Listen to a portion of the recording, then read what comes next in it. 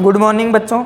तो कल अपन ने त्रिभुज योग नियम, समांतर चतुर्भुज योग नियम और बहुभुज योग नियम देख लिया था। आज अपन परिणामी निकालना सीखेंगे कि आपको कोई भी जब दो सदिश दिए हुए हों तो उनका परिणामी अपन कैसे ज्ञात करते हैं। तो जो आज की आपकी हेडिंग रहने वाली है वो है दो सदिशों का परिणामी सदिश का परिमाण ज्ञात करना।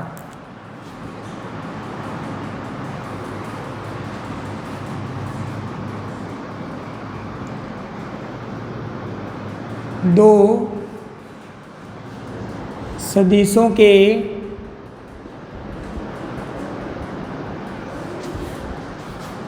परिणामी सदिश का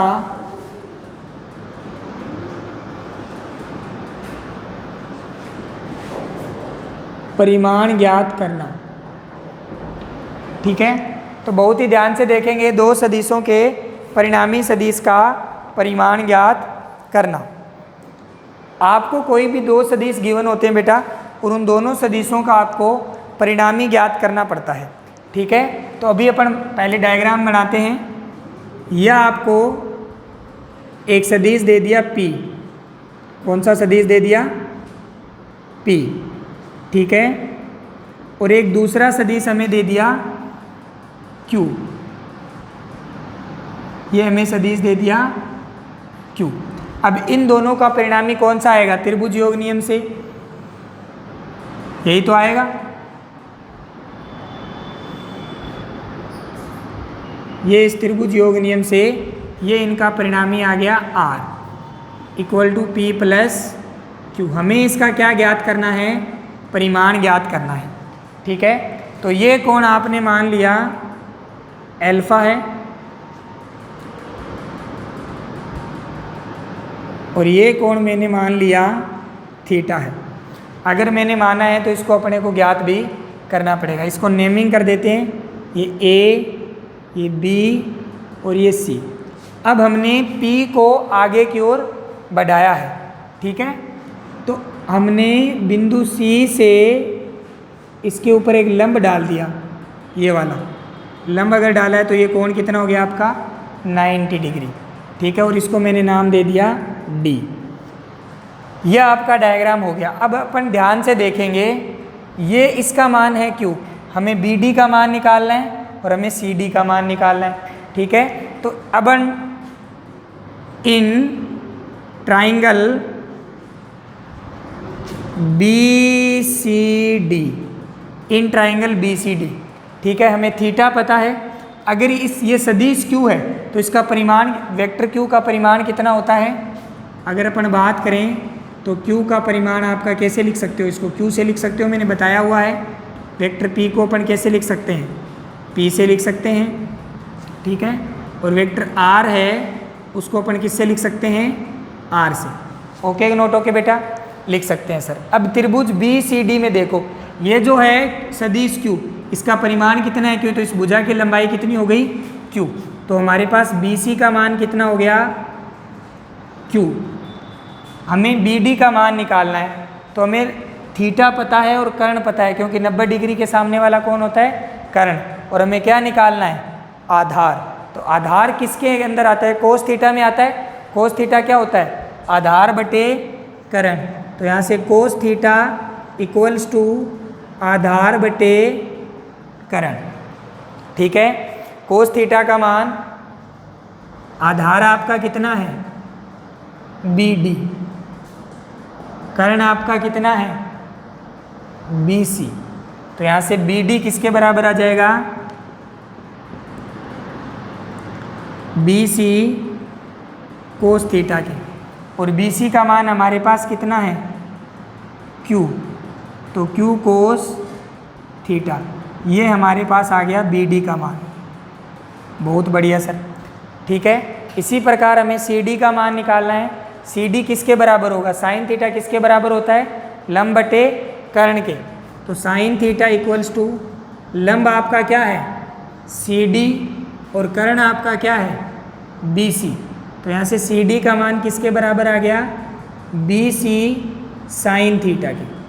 ओके बेटा, जैसे ही आपका CD का मान आया, अपन यहाँ से BC का मान रख देंगे Q। तो सी डी का मान भी आपके पास निकल के आ जाएगा क्यू साइन थीटा। तो यहाँ से हमारे पास सी डी भी निकल के आ गया और हमारे पास और कौन निकल के आ गया, बी डी। अब हम ध्यान से देखेंगे ये जो राइट एंगल ट्राइंगल है ए सी डी, उसका जो आधार है वो क्या है, ए डी, लंब क्या है, सी डी, और कर्ण क्या है, ए सी। तो अपन क्या लिखेंगे, इन त्रिभुज ए सी डी, ए सी डी, ए सी डी में क्या होता है, आपने पढ़ा हुआ है कर्ण का स्क्वायर इक्वल्स टू लंब का स्क्वायर प्लस आधार का स्क्वायर। कर्ण इसमें क्या है, AC है, तो AC का स्क्वायर आएगा। लंब इसमें क्या है, CD है, CD का स्क्वायर आएगा। और आधार इसमें क्या है, AD, तो AD का स्क्वायर आ जाएगा। बहुत बढ़िया सर, AD का स्क्वायर आ गया। अब ध्यान से देखेंगे AC को तो AC रहने देते हैं अपन, और इसमें क्या, CD में भी किसी भी प्रकार का कोई भी चेंज अपन नहीं कर सकते। लेकिन AD को क्या लिख सकते हैं, AB प्लस BD। AD को अपन क्या लिख सकते हैं, AB प्लस के अंदर BD। A जो D है आपका, उसको AB प्लस BD लिख सकते हैं। अब AC किसके बराबर है, ध्यान से बताओ, ये आपका है AC, ठीक है, ये आपका है AB, और ये आपका है BC, ठीक है। AC किसके बराबर है, R के, तो इसके अंदर वैल्यू पुट करेंगे R का स्क्वायर। CD किसके बराबर है, BC, CD किसके बराबर है, Q साइन थीटा के, तो यहाँ से क्या लिख देंगे, Q साइन थीटा का स्क्वायर प्लस में AB किसके बराबर है, P के, और BD किसके बराबर है, Q कोस थीटा के। इसका क्या कर देंगे, होल स्क्वायर कर देंगे। ओके बेटा, अब इसको पूरे को खोल देंगे अपन, R square equals to Q square sine square theta plus A square B square plus 2AB, तो ये बन जाएगा। इसके अंदर A प्लस B का होल स्क्वायर का फॉर्मूला अपन ने लगा दिया। अब ध्यान से देखेंगे, इसमें से और इसमें से क्या कॉमन ले लेंगे, Q स्क्वायर, P स्क्वायर को अलग रखेंगे, तो R स्क्वायर आपका किसके बराबर आ जाएगा, P स्क्वायर। इन दोनों में से अपन ने Q स्क्वायर कॉमन ले लिया, तो अंदर क्या बच गया, sign square theta plus cos square theta, और यह आपका क्या हो गया, 2PQ कोस थीटा। कोई प्रॉब्लम यहाँ तक, sign square theta plus cos square theta किसके बराबर होता है, 1 के। तो यहाँ से R स्क्वायर की जो वैल्यू आएगी वो क्या आएगी, P square plus Q square plus 2PQ cos theta. तो यहाँ से जो R का जो मान आपके पास निकल के आएगा वो क्या आएगा, under root P square plus Q square plus 2PQ cos theta. और यही हमारी हेडिंग थी कि जब हमें दो सदिश दे रखे हों और उनके बीच का कोण अगर थीटा हो तो परिणामी सदिश कैसे ज्ञात करेंगे, ठीक है। तो बहुत ही ध्यान से समझने वाली बात है और इम्पोर्टेंट भी है, बहुत ज़्यादा इम्पोर्टेंट है, आपको आना चाहिए ये डेरिवेशन। कैसे किया, सबसे पहले हमें एक सदिश दे रखा है P और एक दूसरा सदिश हमें दे रखा है Q, ठीक है, और उन दोनों सदिश के बीच का हमें जो एंगल है वो कितना दे रखा है, थीटा। आगे क्या किया हमने, अब हमने P सदिश को थोड़ा आगे बढ़ाया और C बिंदु से इसके ऊपर लंब डाल दिया। जो लंब वाला जो हमें बिंदु प्राप्त हुआ है उसको हमने नाम दे दिया D, ठीक है बेटा। अब देखो ध्यान से, हमें एक तो BD की वैल्यू चाहिए और एक किसकी वैल्यू चाहिए, CD की। हमें पता है 90 डिग्री के सामने वाली जो भुजा होती है उसको अपन क्या बोलते हैं, कर्ण बोलते हैं। क्या बोलते हैं, कर्ण बोलते हैं। ओके सर, तो in triangle B C D में, बी सी डी की बात कर रहा हूँ, बी सी डी के अंदर बी सी आपका किसके बराबर, ये किसको निरूपित कर रहा है, क्यू। ठीक है, अगर इसका परिमाण निकालेंगे तो कितना आएगा, क्यू। और ये क्यू क्या है, इस भुजा की लंबाई तो है बी सी की। इसी प्रकार ए बी भुजा की लंबाई कितनी है, पी, और ए सी भुजा की लंबाई कितनी है, आर। हमने B C equal to Q, cos theta किसके बराबर होता है, आधार बटे कर्ण। आधार कितना है, बी डी। जिस लाइन पे थीटा टिका हुआ रहता है वो हमेशा आधार होता है। थीटा के सामने वाला क्या होता है, लंब होता है। ठीक है, और 90 डिग्री के जो सामने वाला होता है वो क्या होता है बेटा, कर्ण। यह आपने 10th क्लास की मैथ में पढ़ा है। कोस थीटा इक्वल टू आधार बटे कर्ण, तो यहाँ से आधार की वैल्यू निकल के आ जाएगी। तो यहाँ से आधार किसके बराबर है आपका, बी डी के। कर्ण किसके बराबर है, कर्ण यहाँ पे आपको लिखना पड़ेगा ए सी।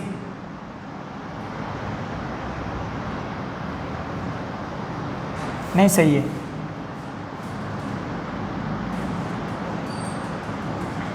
ओके बेटा। कर्ण आपका क्या है, बी सी तो है।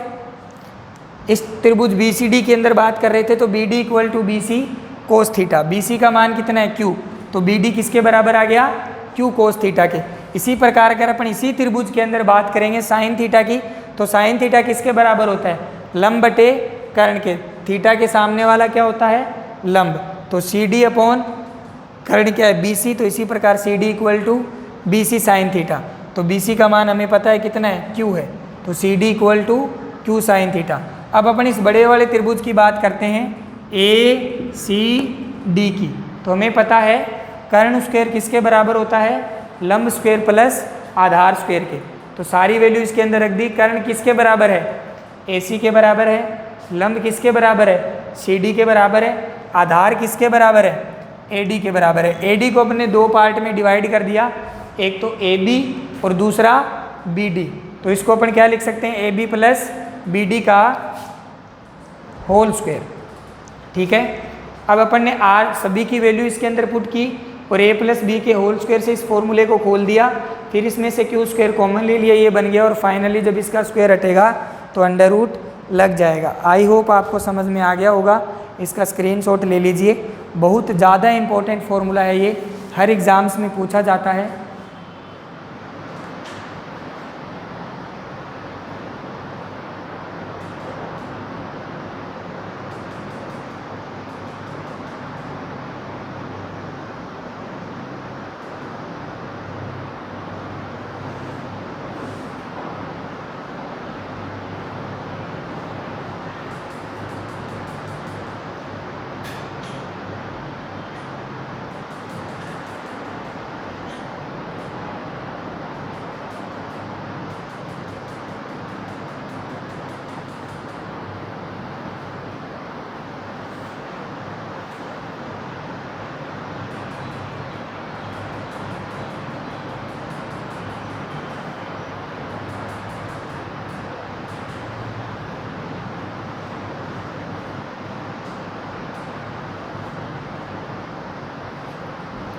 हाँ बेटा, आपने स्क्रीनशॉट ले लिया होगा। आपको थोड़ी सी देखने में तकलीफ़ आई होगी इसको, क्योंकि नीचे से कट गया था, पर आपको बाद में ये दिख गया है।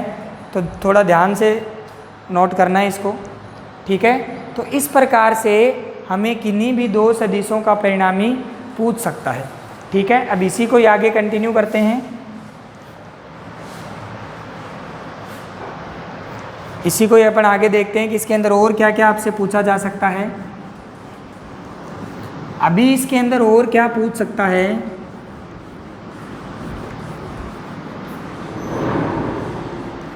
तो हमारे पास जो फॉर्मूला निकल के आया वो फॉर्मूला हमने क्या निकाला, R equals to under root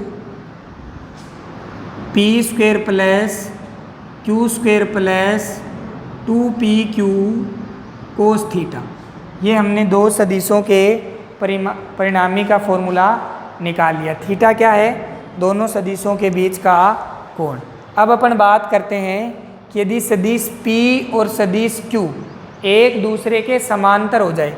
एक दूसरे के समांतर का मतलब क्या है कि ऐसे आपका सदिश P है और इसी डायरेक्शन में आपका सदिश क्या हो जाए, Q। तो दोनों के बीच का कोण कितना डिग्री हो गया,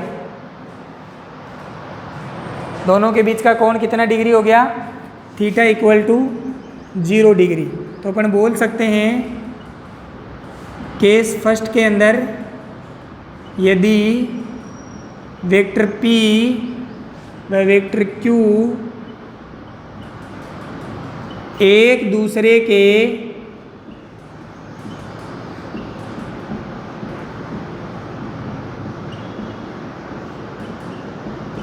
समांतर हो, यदि वेक्टर P और वेक्टर Q एक दूसरे के क्या हो जाए, समांतर, जैसे ही ये दोनों सदिश एक दूसरे के समांतर होएंगे तो इन दोनों के बीच का कोण कितना डिग्री हो जाएगा, 0 डिग्री।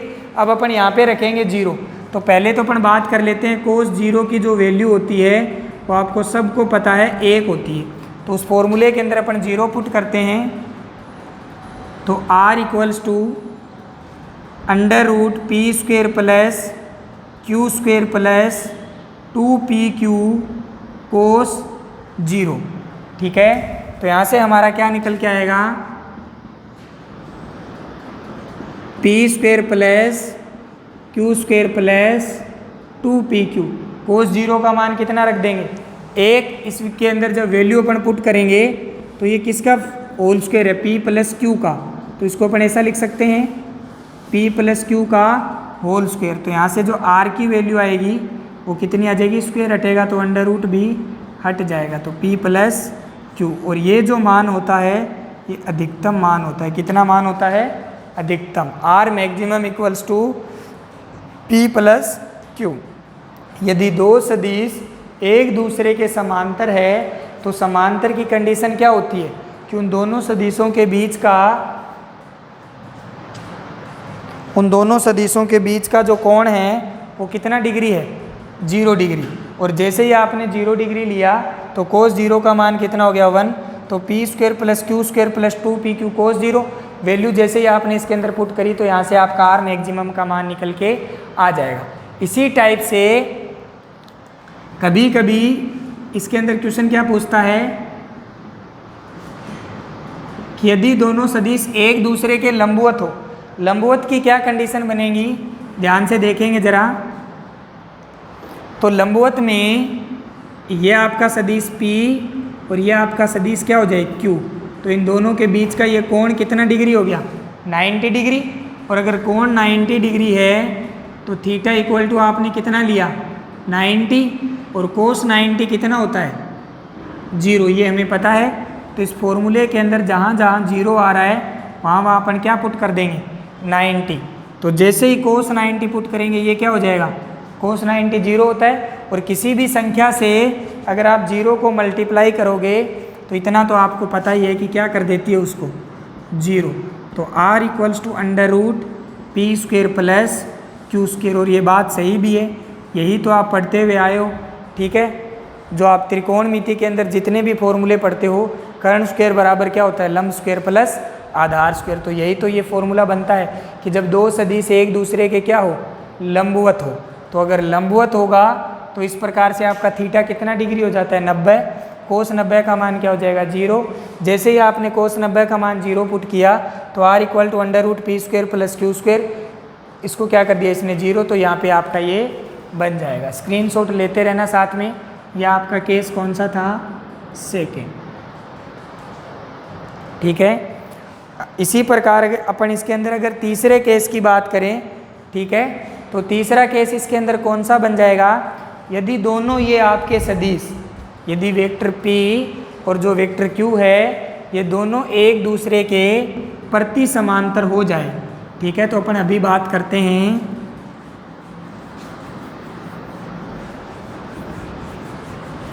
तीसरे केस की। केस जो थर्ड आपका रहने वाला है, केस थर्ड क्या होगा, जब सदिश वेक्टर P सदिश Q के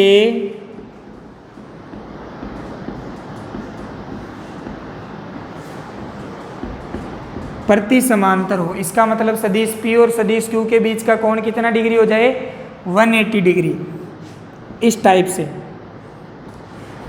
ठीक है, तो ये आपका कोण कितना डिग्री हो गया, थीटा इक्वल टू 180 डिग्री। और कोस 180 का मान क्या होता है बेटा, -1। मैंने आपको बताया हुआ है, कोस n पाई के माध्यम से आप इसकी वैल्यू निकाल सकते हो। अब जैसे ही कोस -1 अपन यहाँ रखेंगे तो r इक्वल्स टू आपका क्या बनेगा, p² plus q² plus 2pq कोस 180। यहाँ से r का मान क्या आ जाएगा, p² plus q² plus 2pq कोस 180 का मान -1 होता है। ठीक है, इसके अंदर अगर अपन वैल्यू पुट करेंगे तो ये आपका ये निकल के आएगा p² plus q² minus 2pq। और ये किसका होल स्क्वायर होता है, p माइनस q का होल स्क्वायर होगा, स्क्वायर हटेगा तो रूट भी हट जाएगा। तो r मिनिमम की जो वैल्यू आएगी वो कितनी आएगी, p माइनस q। तो अगर दो सदिश एक दूसरे के समांतर होते हैं, ठीक है, तो क्या आता है, p प्लस q। यदि दो सदिश एक दूसरे के लंबवत होते हैं तो उनका परिणामी क्या आता है, √p² प्लस q²। और अगर दो सदिश एक दूसरे के विपरीत समांतर होते हैं तो जो उनका परिणामी आता है वो मिनिमम आता है, और वो कितना आता है, p माइनस q। तो इस तरीके से ये आपके क्वेश्चन हो जाएंगे। ठीक है, अगर आप इन सभी को बहुत ही ध्यान से देखोगे तो आपसे सारे क्वेश्चन लग जाएंगे। बस शर्त ये है कि आपको बहुत ही ध्यान से वीडियो देखना है और साथ साथ में अपने शॉर्ट नोट्स बनाते हुए चलना है। आज के लिए इतना ही रखते हैं। Okay, thank you, all the very best.